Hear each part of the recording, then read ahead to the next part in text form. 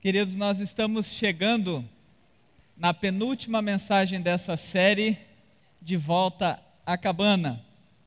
Como falamos já desde o primeiro dia, essa série é uma série bem voltada para questões do coração, onde iríamos estar trabalhando alguns temas e iríamos perceber situações que, muito mais do que teoria e racionalidade, teríamos um afago na alma, um toque no coração. E o tema de hoje é um tema que tem tudo a ver com o livro De Volta à Cabana, que é o tema Deus e o Sofrimento. Eu refletindo sobre esse tema, começando a pensar no que falaria sobre ele, comecei a lembrar de algumas experiências, entre elas lembrei a experiência do nascimento da Gabriela, que vocês já ouviram a parte engraçada, a maioria ouviu, que foi que eu vomitei um dia antes, a Manuela vomitou um dia antes, a Cates vomitou um dia antes, e no outro dia, depois de tanto vômito, nasceu a Gabi. Só que não é sobre isso que eu quero falar hoje, eu quero falar sobre uma segunda experiência que também eu tive no momento que ela nasceu. Assim que a Gabriela nasceu, o médico disse, ela precisa ir para o oxigênio. Ela precisa ir para o berçário para o oxigênio, vocês ainda não podem pegar ela. Porque a Gabriela nasceu e não chorou. Nasceu e não chorou. É necessário que leve ela para o oxigênio. Ou seja, assim que nascemos, um dos sinais mais importantes para a nossa vida é chorarmos. Se você não chora quando nasce, vai para um aparelho, porque tem alguma coisa errada. O choro nos acompanha desde cedo. Antes da primeira alimentação externa, né? Vem o choro. E o choro é um sinal durante toda a infância de como nós lidamos, de como nós aprendemos e de como nós sobrevivemos. Porque quando a criança tem fome, quando ela tem alguma dor, o jeito que ela expressa isso é através do choro. Então era para ser natural para todos nós, na natureza da humanidade, entender que o choro ele faz parte da vida. Que o choro ele é sinal de vida. Só que ao longo da vida nós começamos a nos deparar com a dificuldade que existe relacionada ao choro.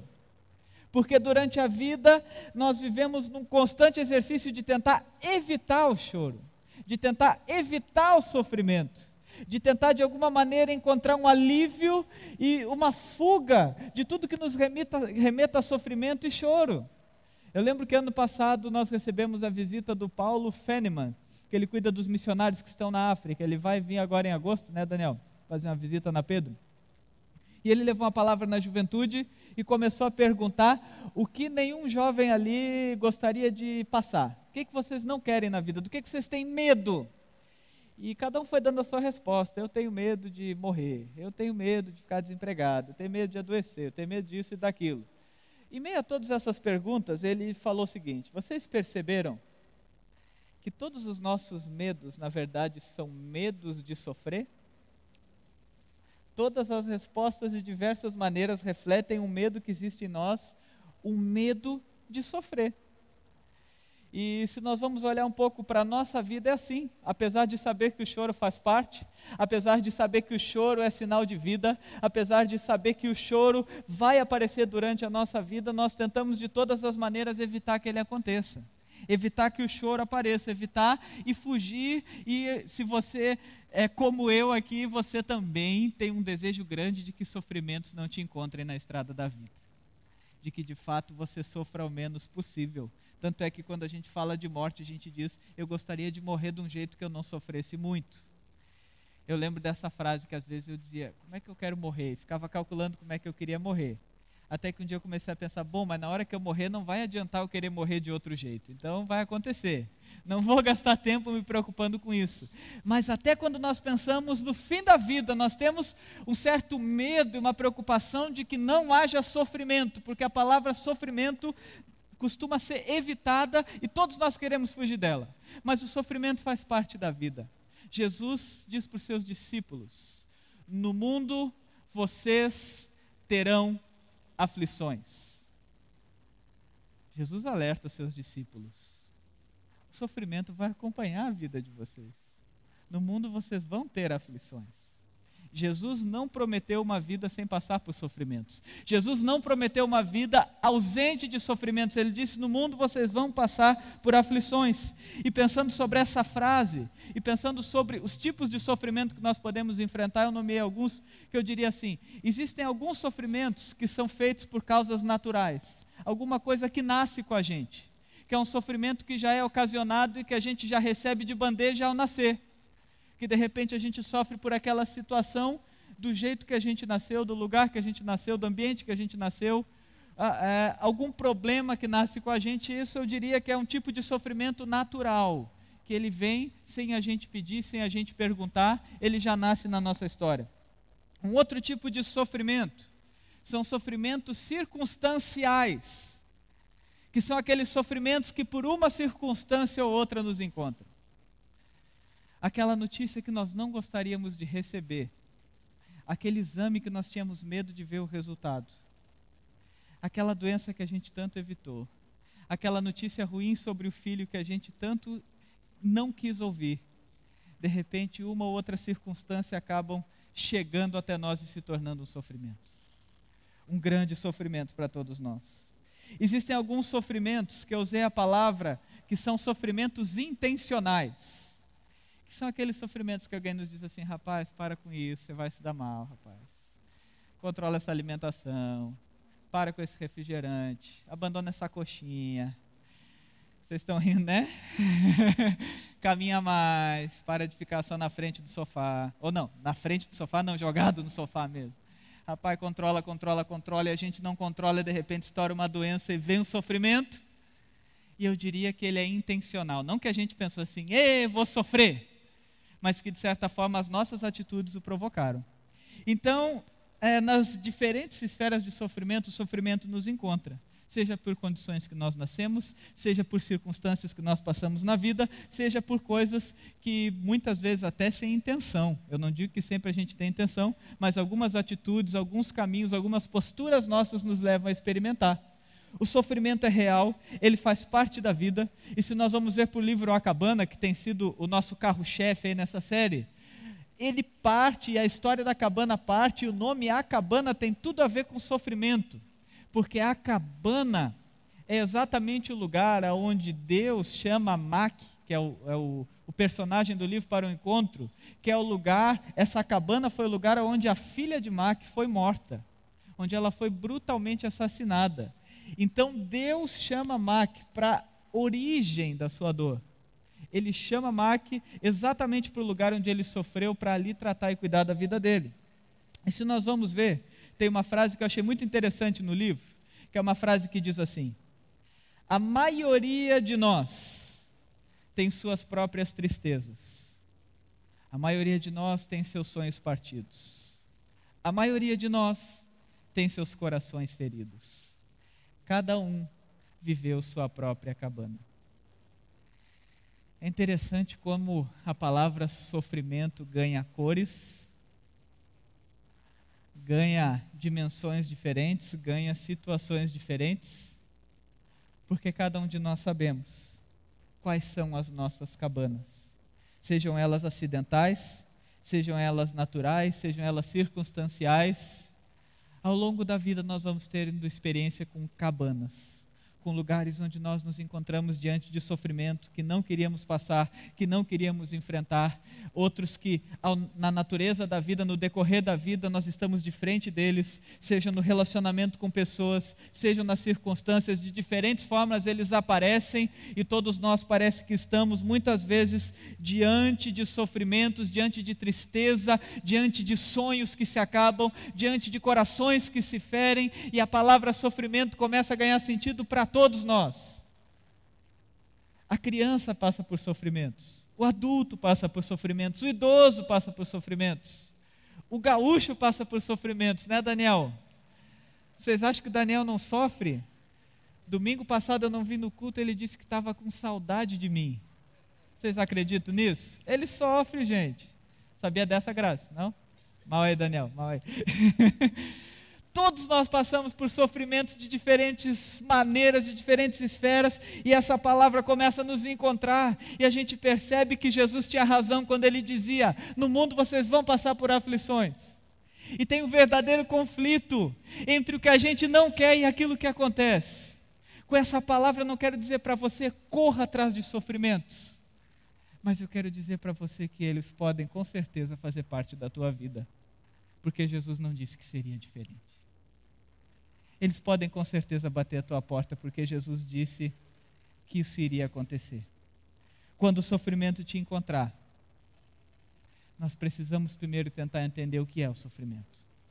É interessante que a palavra de Deus nos fala de um homem chamado Jó, como o grande nome sempre lembrado quando o assunto na igreja é sofrimento, as pessoas recorrem e lembram de Jó. Quem era Jó? Eu quero convidar você que tem a sua Bíblia a abrir em Jó capítulo 1 e dar uma olhada para esse homem que passou por uma experiência muito grande de sofrimento e algumas lições que nós também podemos aprender com ele. Livro de Jó capítulo 1, do versículo 1 até o 8. A palavra de Deus nos diz assim, Jó capítulo 1, do versículo 1 até o 8. A palavra de Deus nos diz assim: na terra de Uz vivia um homem chamado Jó. Era homem íntegro e justo. Temia a Deus e evitava fazer o mal. Tinha Jó 7 filhos e 3 filhas. E possuía 7.000 ovelhas, 3.000 camelos, 500 juntas de boi e 500 jumento. E tinha muita gente a seu serviço. Era o homem mais rico do Oriente. Seus filhos costumavam dar banquetes em casa, um de cada vez, e convidavam suas 3 irmãs para comerem e beberem com eles. Terminado um período de banquetes, Jó mandava chamá-los e fazia com que se purificassem. De madrugada, Jó oferecia um holocausto em favor de cada um deles, pois pensava: talvez os meus filhos tenham lá no íntimo pecado e amaldiçoado a Deus. Essa era a prática constante de Jó. Certo dia os anjos vieram apresentar-se ao Senhor e Satanás também veio com eles. O Senhor disse a Satanás: de onde você veio? Satanás respondeu ao Senhor: de perambular pela terra e andar por ela. Disse então o Senhor a Satanás: reparou em meu servo Jó? Não há ninguém na terra como ele, irrepreensível, íntegro, homem que teme a Deus e que evita o mal. Que ficha, que currículo que tinha Jó. Um homem temente a Deus, um homem que buscava fazer o bem, um homem que vivia bem financeiramente, tinha muito dinheiro, diz que era o mais rico da sua região, tinha muitos empregados, um homem que tinha o privilégio de reunir a sua família, um homem que era totalmente dedicado a essa família, de tal maneira que a Bíblia diz que era a prática constante de Jó. Ninguém estranhava e ninguém via nada diferente quando percebia que Jó estava durante as madrugadas acordado, fazendo sacrifícios em favor dos seus filhos, porque poderia ser que eles tivessem feito alguma coisa errada, que eles tivessem de alguma maneira desagradado a Deus. Esse homem era Jó. Bom pai, bom patrão, bom filho de Deus, bom homem. De tal maneira que quando Deus abre a boca para falar dos homens que habitavam na terra, nesse diálogo com os anjos, ele diz: você está vendo aquele homem ali? Perceba Jó. Olhe para Jó. Esse cara foge do mal, busca fazer o bem, é temente a Deus, é íntegro, ele é um grande exemplo. Jó é um exemplo a ser seguido, Jó é um homem com todas as características positivas, Jó tem tudo aquilo de bom. Até que Satanás diz assim para Deus: ah, é? Fácil, né? Fácil. Tem dinheiro, tem saúde, tem família. Fácil de ser fiel a ti, Deus. Ele tem tudo que a gente precisa. Ele tem tudo que uma pessoa precisa. Por isso que ele é tão fiel. Por isso que ele se comporta tão bem.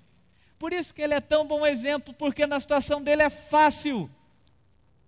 Porque ele tem tudo. Deus então diz para Satanás, tudo bem.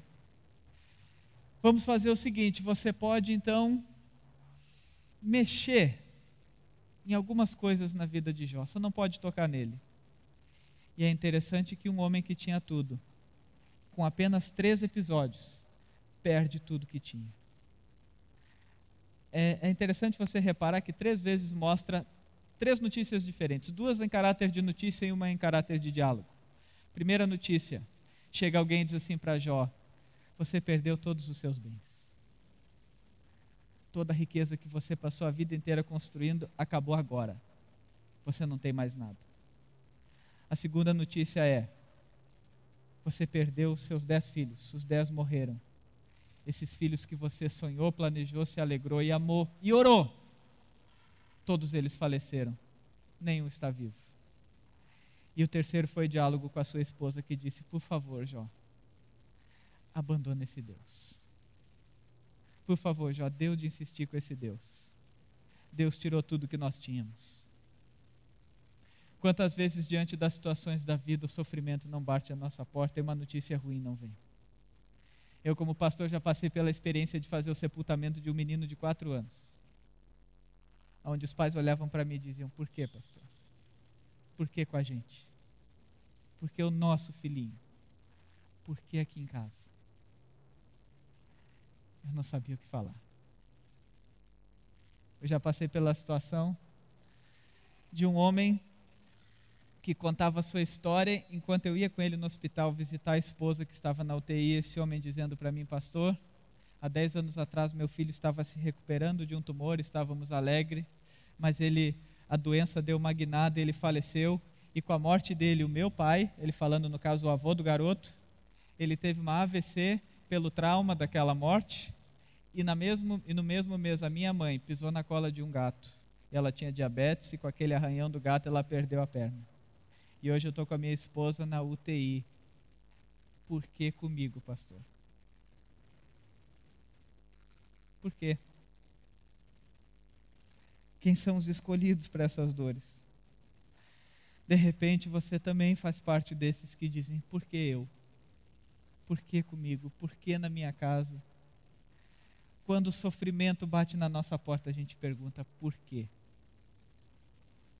Eu imagino Jó dizendo, eu fiz tudo certo. Eu fiz tudo que era necessário. Eu tive temor. Eu busco a Deus sempre. Eu sou um bom patrão, eu sou um bom pai, eu sou um bom homem. Por que comigo? A sua esposa dizendo, deu, esse sofrimento já invadiu a nossa casa, deu. E Jó dizia, o Senhor que deu, o Senhor tomou, seguirei louvando o nome do Senhor. É interessante que o pastor Hernandes Dias Lopes vai dizer das áreas da nossa vida onde o sofrimento nos afeta. E ele vai dizer o seguinte, o sofrimento nos afeta nas finanças, o sofrimento nos afeta na família, seja um relacionamento marido e mulher, entre pais e filhos, ou para aqueles que são pais com os filhos, com o irmão, com alguém do ambiente familiar. O sofrimento nos afeta quando pega a nossa saúde. O sofrimento nos afeta quando mexe nas nossas amizades. Perceba que Jó, em 3 notícias, perdeu tudo isso. Jó perdeu tudo que ele tinha de finanças, Jó perdeu a sua família, Jó perdeu a sua saúde, que o episódio a seguir é contando um pouquinho antes dos amigos de Jó chegar, que Satanás pediu para mais uma vez prová-lo. E Jó tinha feridas tão grandes na pele que diz que ele juntava cacos para se coçar. Esse era Jó. A Bíblia diz que ele estava em cinzas, coçando a pele quando seus amigos chegaram. E os seus amigos, a Bíblia vai nos dizer que por 7 dias ficaram em total silêncio acompanhando o sofrimento de Jó. Você já teve situações que você não sabia o que dizer e que o silêncio era a melhor palavra, simplesmente para dizer, eu estou com você. Eu lembro de um pastor que falou para mim uma vez, quando o meu padrasto, um namorado que a minha mãe tinha, faleceu, e eu dizendo, como eu vou ajudar minha mãe nessa situação? Ele disse assim, olha, os amigos de Jó ficaram 7 dias em silêncio, só chorando com ele, e ajudaram. Quando eles abriram a boca, eles estragaram tudo. E aqui entra um outro sofrimento que Jó enfrentou, que foi em relação aos seus amigos. Depois de sofrer por tanto tempo, depois de todo esse sofrimento que ele experimentou, nós começamos a ver que os amigos de Jó, que foram parceiros, que foram braços, que foram abraços naquele choro doído, começam a tentar resolver o problema dele. E começam a dizer: Jó, vamos descobrir por que aconteceu esse sofrimento. De novo a pergunta: qual é o porquê desse sofrimento? Vamos lá. Teus filhos deviam ter feito coisa errada, Jó. Não pode. Os teus filhos estavam desobedecendo a Deus. Alguma coisa aconteceu, Jó. Fala para nós, você parece bonzão aí, mas tem coisa escondida, Jó. Tem coisa errada na tua vida. Mostra para nós, porque tem que ter algum motivo para você sofrer. Tem que existir alguma causa que te levou a sofrer dessa maneira, Jó. A gente sabe. Diz aí, Jó, nos ajuda a resolver o teu porquê. E a Bíblia vai nos dizendo que essa história dos amigos tentar resolver o problema de Jó, descobrindo o porquê e fazendo longos e bonitos discursos, dura praticamente todo o livro de Jó. Todo o livro de Jó é marcado pela experiência de seus amigos dizendo: Jó, vamos descobrir o porquê. E é interessante que Jó não experimenta o porquê isso aconteceu. O livro de Jó, presta bem atenção que esse dado é interessante. O livro de Jó tem Jó 16 vezes erguendo a voz, olhando para Deus e dizendo: Deus, por que comigo? 16 vezes no livro de Jó, Jó diz: Deus, por que eu? Por que comigo? Por que na minha casa? Essa é a pergunta do livro A Cabana. Por que a minha filha?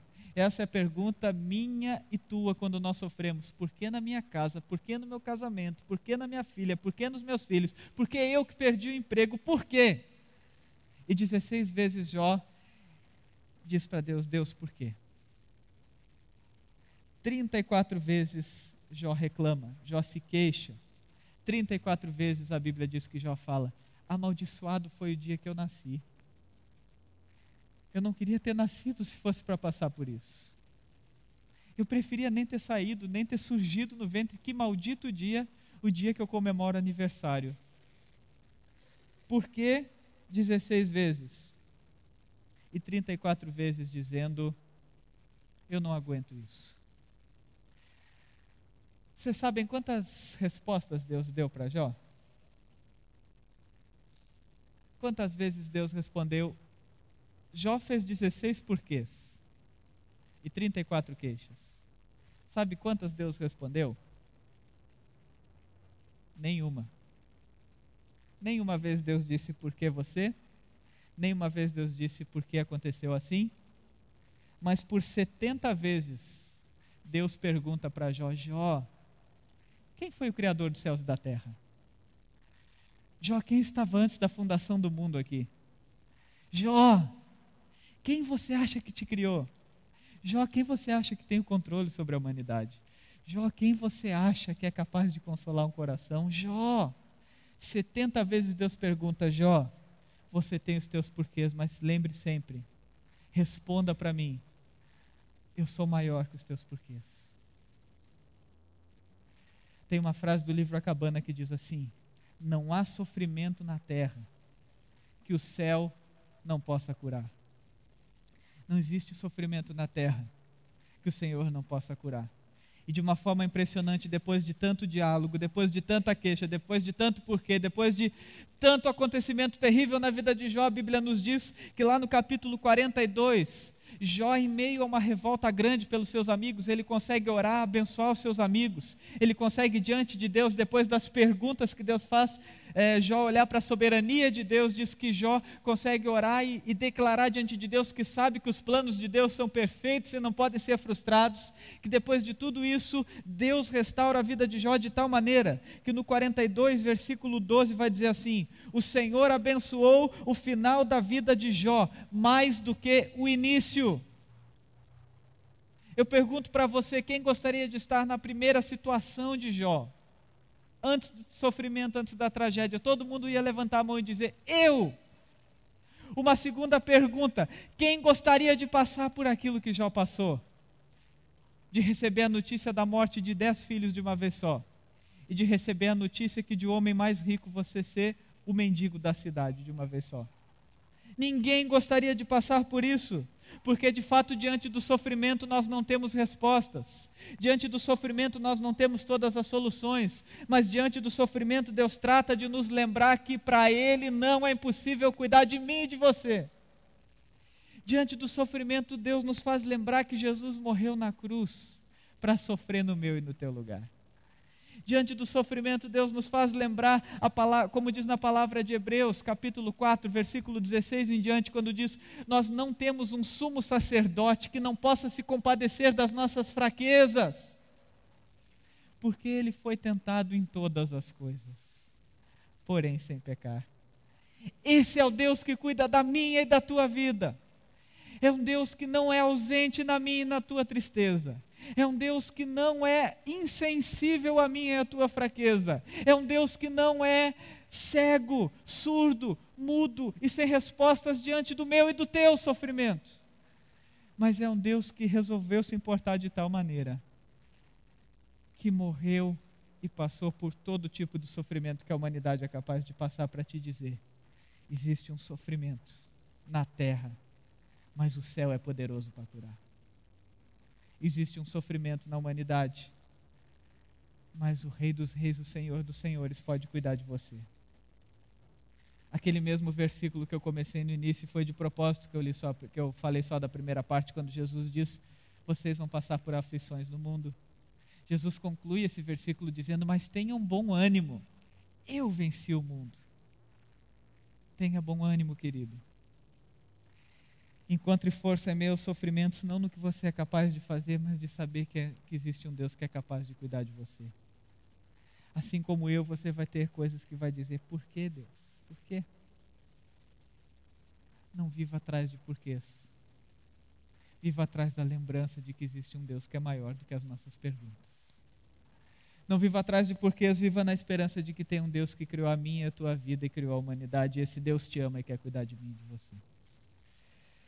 Olhando para a vida de Jó, é interessante que tem uma frase, coloca aí, Flávio, faz favor, que diz assim: a graça não depende da existência do sofrimento, mas onde há sofrimento, você encontrará a graça de muitas maneiras.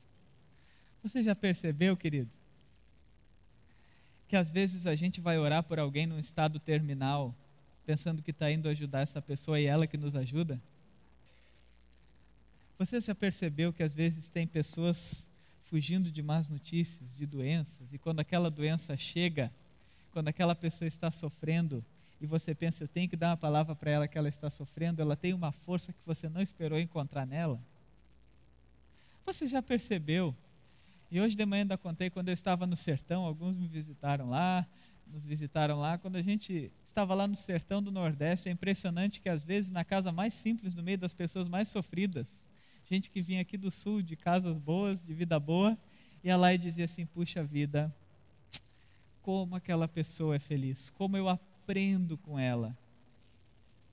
É incrível como em meio a situações de sofrimento, Deus nos dá meio de experimentar graça. Deus nos dá meio de experimentar alívio. Deus nos dá meio de nos mostrar o quanto Ele é forte. É incrível como em meio a notícias ruins, em coisas que nos abalam, surge uma força de Deus no nosso meio de fazer a gente superar. É incrível quando nós olhamos para pessoas de sofrimentos que a gente evita, que encontra forças que a gente nunca imaginou encontrar em alguém. Pode passar, Flávio? A outra frase que chama a atenção é uma frase de Tim Keller falando ainda sobre Jó. Ele diz assim: Jó não viu a razão do seu sofrimento, mas Jó viu Deus, e isso foi suficiente. Por quê? Jó não descobriu, mas no meio das suas perguntas ele se encontrou com Deus. Jó capítulo 42, versículo 5. Jó vai dizer assim: Deus, meus ouvidos já tinham ouvido a teu respeito, mas agora os meus olhos te veem. Nessa graça surpreendente no meio das dores, Jó pôde dizer: eu já tinha ouvido falar de Deus, Eu vivia com Deus, eu orava para Deus, mas essa experiência fez com que agora eu experimente um Deus palpável, um Deus que está comigo, um Deus que eu posso ver. É impressionante e eu te convido e te desafio a experimentar essa frase. Não busque a razão do seu sofrimento, mas busque encontrar Deus em meio a ele, e você vai ver. Essa é a força que você precisa, essa é a resposta que você precisa, esse é o cuidado que você precisa em meio a tanta dor e sofrimento. Eu quero convidar você para assistir um vídeo agora. What makes someone extraordinary? Their abilities? Their talents? Or simply, their smile?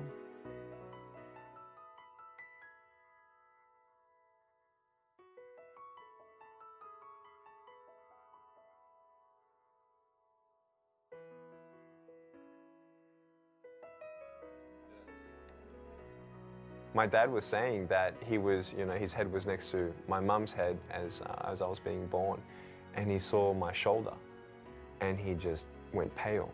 And my dad had to leave the room, and he couldn't believe what he saw. And the doctor came in, and my dad said, "My son, he has no right arm." And he says, "No, your son has no arms or legs." And he said he nearly fell on the floor. He couldn't believe it. Why would God let the pastor's son be born that way? And my mum, at first, she didn't want to hold me. She didn't want to, breastfeed me and all that. She just felt very uncomfortable for the first 4 months. And it took them quite a while before they could trust in God that he didn't make a mistake, that he didn't forget them or me. Nick's parents gave their fear and even disappointment in their son's disability over to the Lord. I challenged God. I said, "God, I know that I'm a sinner. I know that I won't probably have peace until you're in my heart, but I will not let you in my heart until you answer me, why? Why did you take my arms and legs? Why didn't you give me what everybody else has?" And so I wanted to end it. If God wasn't going to end my pain, I was going to end it myself. So at age 8, I tried to drown myself in a bathtub of 4 inches of water. I told my mum and dad, "I'm just going to relax in the bathtub. Can you put me in the bathtub?" And yeah, I turned over a couple times to see if I could do it. I couldn't do it. The thought that stopped me from going through with it was the love for my parents. That would be the last time Nick would attempt suicide, but it wouldn't be the last time he would come face to face with those deep issues that made him want to end the pain. Then one day, Nick's mother had him read an article about a severely disabled man, and that man's story made a huge impact on Nick. I have a choice to either be angry at God for what I don't have or be thankful for what I do have. And my mum, she said, "Nick, God's going to use you. I don't know how, I don't know when, but God's going to use you." And that's when I started seeing that there is no point in being complete on the outside when you're broken on the inside. And I found out that God can heal you without changing a circumstance. I gave my life to Jesus Christ when I read John 9 at age 15, where a man was coming through a village, and a man, this blind man from birth, Jesus saw him. People said, "Why was this man born that way?" Jesus said, "It was done so that the works of God may be revealed through him." And I felt like God answered my question. The question was, why? Why did you make me this way? And the answer was, do you trust me? That's the question. And when you say yes to that question, nothing else matters. But once we realize that when we read the Word of God and you know the truth of who you are, I am not a man without arms and legs.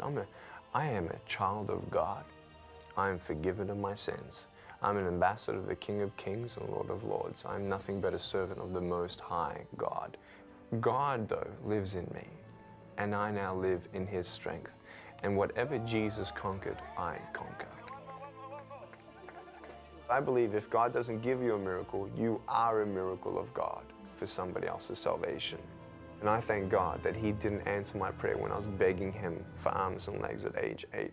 Because guess what? Because I have no arms and no legs, He's using me all around the world. And we've seen so far, approximately, this is conservative, 200,000 souls come to Jesus Christ for the very first time in the last 6-7 years. Because I'd rather have no arms, no legs temporarily here on earth to be able to reach someone else for Jesus Christ. That He hasn't forgotten your pain, He hasn't forgotten your family. And maybe while you're watching this interview, you've compared your suffering to my suffering. And that's not where hope is, to know that someone else, in your opinion, is suffering more than you. That's not where hope is. But hope is in the name of God, the name of the Lord Jesus Christ. Hope is when you compare your suffering to the infinite, immeasurable love and grace of God. Isaiah 40, verse 31, says, "Those who wait upon the Lord will renew their strength. They shall mount up on wings as eagles." I didn't need my circumstance to change. I don't need arms and legs. I need the wings of the Holy Spirit. And I'm flying because I know Jesus is holding me up. Don't give up on God, because God will not give up on you.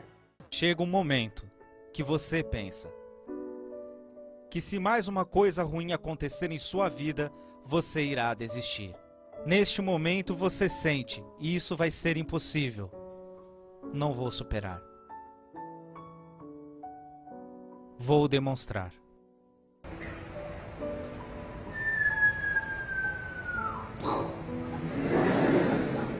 Muitas pessoas pensam que quando eu caio, a vitória será quando eu levantar. Não é verdade. Vitória não é quando você deixa um vício que sai do seu corpo, sangue e da mente. Vitória não é quando as circunstâncias mudam. Vitória é quando o seu coração muda. Quando você põe um pouco de fé em Deus, tudo é possível. E Ele te dá forças para vencer nas dificuldades. Assim.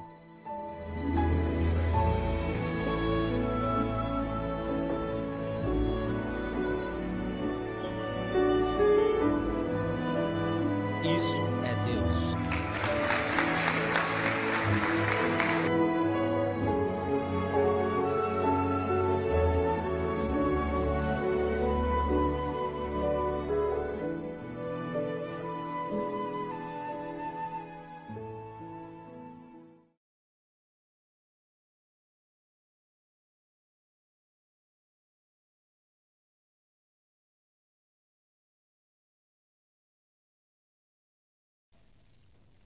Aonde há sofrimento, você encontrará a graça de inúmeras maneiras. Esse é um exemplo para todos nós. E ele usou o mesmo versículo que a Grazi usou na saudação. Lembrou de Isaías? Deus está querendo falar contigo nessa noite. Deus está querendo falar comigo. Deus está falando com a gente que Ele manifesta a sua graça de inúmeras maneiras em meio ao sofrimento. E uma frase que ele disse que chama minha atenção foi quando ele disse que nós nunca vamos encontrar consolo do nosso sofrimento comparando com outros, mas sim quando a gente encontrar o imensurável amor de Deus. Passa aí, faz favor. Eu aprendi isso com essa próxima foto aí. Esse é o meu amigo Ivandro, a sua esposa Thaís e seu filho Igor. O pessoal do Alfa já conhece eles, do último Alfa. Que o Ivandro, quando a Gabi estava com tosse coqueluchoide, vocês passaram por essa experiência da doença, eu estava em contato com ele, logo vou contar a história do Igor. Mas é interessante que a minha frase foi, a Gabi passou por um sofrimento, né? Mas eu sei que vocês estão sofrendo mais. A resposta dele para mim foi, não fala isso, Rafa. Não fala isso, porque tudo que a gente está passando, se Deus levasse o nosso filho hoje, a gente já teria agradecido pela forma que Deus mudou o nosso coração. Esse casal está aqui no culto hoje. Eu falei para eles que ia contar a história deles, e eles vieram lá de Palhoça para vir para o culto e ir embora. Daqui a pouco eu vou chamar eles aqui na frente para orar, para o William orar com eles. Eu só quero ler um pouco da história do Igor. O Igor, na gravidez, já era uma gravidez de risco, que não saberiam nem se ele ia nascer. Não se sabia nem se ele ia nascer. E se nascesse, a primeira notícia era que precisaria de urgência fazer uma cirurgia no coração, tá certo? Era isso? Então nós em oração pelo pequeno Igor, já esperando o nascimento, porque se nascesse tinha uma cirurgia de alto risco. E o Igor nasceu e fez a cirurgia e apresentou muitos outros problemas de saúde. Eu não vou falar mais, eu vou ler o WhatsApp que o Ivandro me mandou contando um pouco da história do Igor. Ele diz assim: Igor tem uma cardiopatia. Tinha tudo para ser univentricular, ou seja, ter apenas um lado do coração. Mas Deus agiu na vida dele e, com a mais rara das possibilidades, conseguiu recuperar o lado esquerdo, apesar de ser operado. Mas hoje ele tem um coração normal. Durante a internação dele aqui ano passado, desenvolveu uma doença raríssima, hiperinsulinismo, de difícil controle com muita hipoglicemia, precisando de um remédio da Alemanha. Conseguimos o remédio e a médica disse: essa doença atinge a criança até uns 3 anos de idade. E mais uma vez Deus agiu na vida dele, curando o Igor com apenas 5 meses. Agora, com uma síndrome neurológica gravíssima, de difícil controle, Deus age na vida do meu filho e tira com a sua bênção todos os espasmos que ele sentia. É difícil de acreditar, mas o eletroencefalograma do Igor deu normal. Pasmem, a neuro entrou aqui agora e disse: eu não consigo acreditar no que vi. Pedi para repetir o exame e ambos deram atividades epilepiformes. Pô, tá complicando a minha vida isso aqui. Ou seja, normal. Deus mais uma vez cura meu filho de uma doença rara.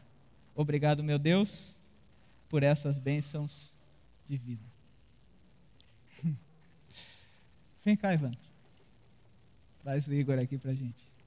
William, vem cá.